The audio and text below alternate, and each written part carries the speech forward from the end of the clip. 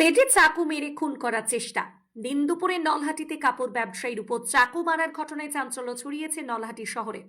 অভিযুক্ত পলাতক। ইতিমধ্যে দুজনকে গ্রেফতার করতে সক্ষম হয়েছে নলহাটি থানার পুলিশ। রবিবারের দিন সকাল 11টা নাগাদ নলহাটিতে এক কাপড় ব্যবসা নীলু দত্তকে নলহাটি বাজারের মধ্যে অপর এক ব্যবসায়ী রকি আনসারির বিরুদ্ধে চাকু মারার অভিযোগ। ঘটনায় জানা গিয়েছে, দুই ব্যবসায়ীর মধ্যে সকালের দিকে ব্যবসায়ী লেনদেনের ঘটনাকে কেন্দ্র করে দুজনের মধ্যে বচসা হয়। ঘটনাকে ঘিরে অভিযুক্ত সহ তার লোকজন কাপড় ব্যবসায়ী নীলু দত্তকে টেনে হিঁচড়ে পেটে চাকু ভরে দেয়। স্থানীয়রা তাকে ঘটনাস্থল থেকে উদ্ধার করে রামপুরহাট মেডিকেল কলেজ ও হাসপাতালে চিকিৎসার জন্য ভর্তি করেন। খবর পেয়ে নলহাটি থানার পুলিশ তৎক্ষণাৎ ঘটনাস্থলে পৌঁছায়। তবে মূল অভিযুক্ত রকি আনসারি ঘটনাস্থল থেকে পালিয়ে গেলেও ঘটনায় জড়িত দুই অভিযুক্তকে আটক করে নিয়ে যান নলহাটি থানার পুলিশ। ইতিমধ্যে ঘটনার পূর্ণাঙ্গ তদন্তে নেমেছে নলহাটি থানার police. Bureau report, Nalhati news express. শুনুন বিস্তারিত। আমি শুনলাম তাই কি একজন একটা দোকানদার আছে রকি বলে, আছে কলিবাড়ি 2 নম্বর ওয়ার্ডে।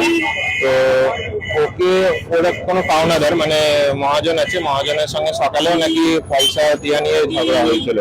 তো আবার পরবর্তীকালে ওই ঝগড়াটাই বেড়ে ওই যে দোকানদার আছে রকি, সে মহাজনের পেটে চাকু মেরে দিয়েছে। দিন দাঁড়ে বাজারের মধ্যে এই চাকু মারা এই নিয়ে তো সকল ব্যবসায়ী চিন্তাই এইভাবে কিভাবে চলবে একটা বাজারের মধ্যে যদি এরকম করে দিনে কেউ চাকু মারে।